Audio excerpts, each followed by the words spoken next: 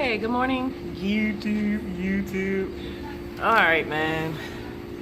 Alright, this video is going to be about be careful who you let live with you, and especially if you put their name on the lease.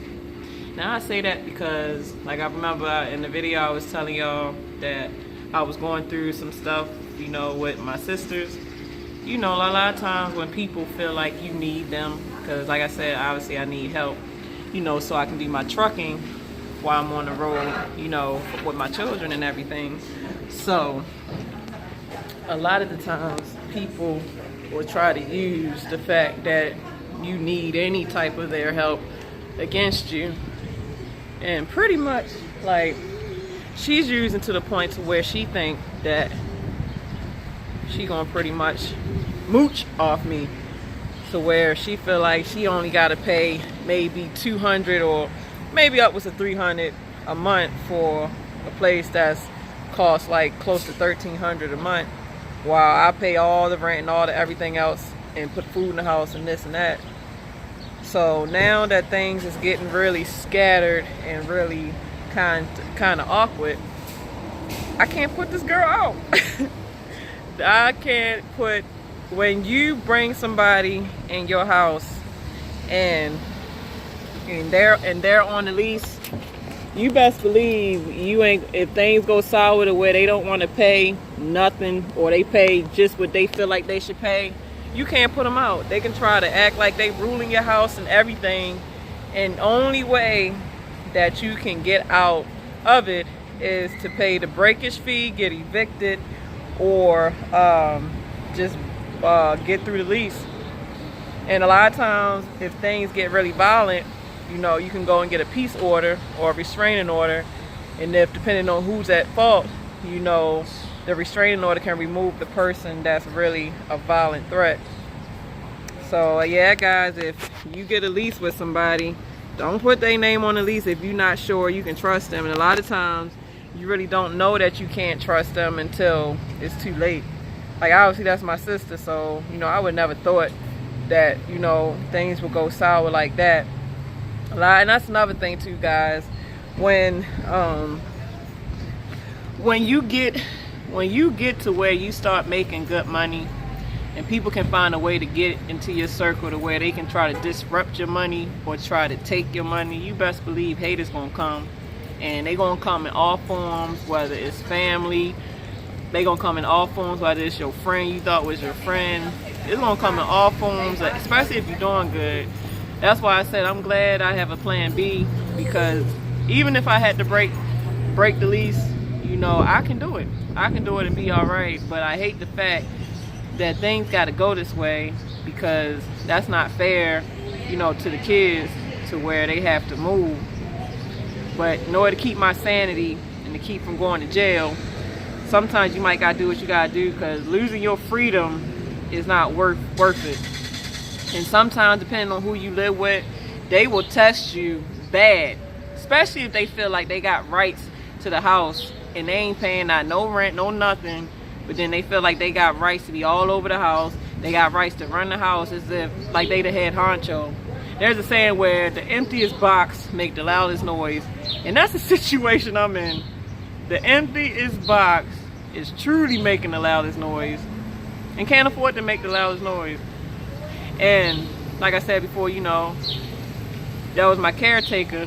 So now that she pissed poor mad with me, oh, I ain't watching your kids no more. Oh, so you want me to pay rent, but now you won't watch my kids. So now, until I can get my plan B into place, how am I supposed to pay the rent so, you know, you can stay?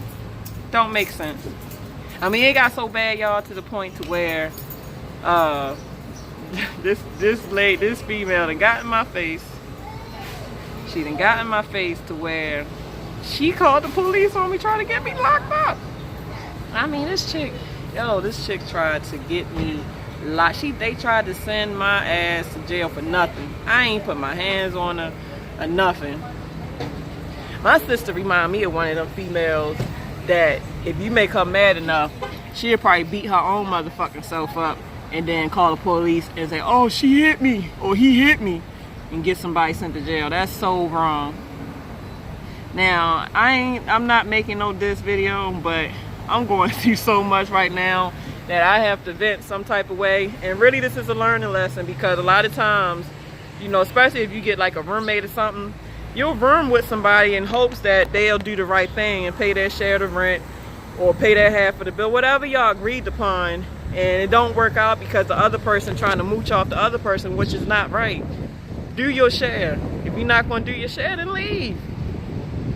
Yeah, man, that's another thing too, because I actually consulted a lawyer about it, and she said that the only way that you can hold somebody responsible is if you had got a written agreement. So bump a verbal agreement. If you go into a business deal of any sort with somebody, have it written down on paper, so if things go sour, you got that black and white as proof, and it will hold up in court. Because right now, by, you know, I'm having just a verbal agreement, if I was to take her to court, there's nothing I can do. So like I said, in my situation where I didn't get the verbal agreement, like I said, my name is the top one of these. My credit, my money is what got us in. If we was to get evicted, it will fall on me and not her, and she would get away scot-free. So be careful. If, like I said, especially if you got more to lose than the other person. If the other person got bad credit and they don't really have much to lose, then don't join with that person, because people like that will try to pull you down. So let's recap. If you room with somebody, or you do any kind of business, anything with somebody, get a written agreement and get it notarized so that it's legal document, legal binding. Get it notarized, and make sure that you know for sure, without a shadow of a doubt, that that person is financially able to meet their obligations for their share of whatever. And then with the trucking thing, like, I'm sure some people come out here with kids. You know, be careful of who you had to watch your kids, because jealousy can arise to where they feel like they not getting enough of your money. So because they not getting enough of your money, they'll try to sabotage what you got going on, because they counting your money. I mean, she counting my money, everything, y'all. Counting my money and mad about it. But I'm paying. I'm paying everything. I'm paying the full rent.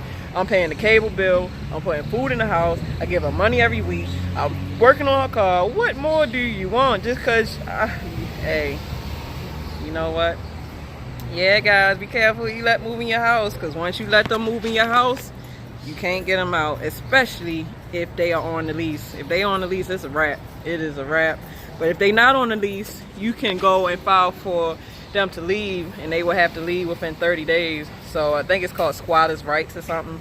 So be careful with that. If they get mail going to your house, they can use that to try to not leave either. So be careful, guys, because at the end of the day, it's going to be a headache. It's going to be something that you're going to regret, and it can turn into a nightmare, because obviously somebody going to get mad, because like me in my situation, I feel like she getting away with murder. You living off somebody for free, and because you pay a power bill, or you pay a measly $200 or something, or maybe $300, compared to my paying $1,300 on top of food bill, on top of cable bill, and everything else. Now, I mean, it's not fair, but be careful who you move with. Whether it's your sister, your brother, man, I could take care of my mom. I wouldn't care about that, because she took care of me. But this stuff is crazy. People need to be responsible and pretty much, you know, stop mooching off others. I hate people that try to mooch and live off of other people. The same way I can get out there, bust my tail every day and work, you know, the next person can do the same thing. It's no excuse, none. So, I don't know. I just thought I'd share that with y'all, because situations turn really ugly when you move with somebody without the written agreement, just while having things in the place. And now that you got this person living with you, you can't get rid of them unless you, like me, I care about my credit. So because I care about my credit, most likely I would have to pay all that money by myself to pay the breakage fee, so that I can leave in good standards and not have an eviction on my record. And why she just pretty much get away scot-free. That's so unfair. But it's alright, y'all. You know, a setback is a means for a comeback. So I ain't worrying about it. But I'm just to let y'all know, man, you know, don't let stuff that you go through get to you. That's why every time I go through something, record. I mean, I probably shouldn't be putting my business out here like that, But at the end of the day, I'm sure this is helping somebody, because everybody at some point in time go through some of the same stuff that everybody going through. And by me posting my situation with an answer to it, hopefully that can help you to not make the same dumb mistake that I made. But I really wouldn't consider this a dumb mistake, because I told y'all in previous video that, you know, my resources are limited as far as who I got to help me. So really, if it boils down to it, I might end up going local, to where I might have to give up the OTR. And I might not give up the OTR because, you know, of the company, because I love USA. It's because of, you know, I have kids, so I'm a mother first. You know, you got kids, you know, kids take the front seat. So I probably would have to wait till my kids get a little bit older.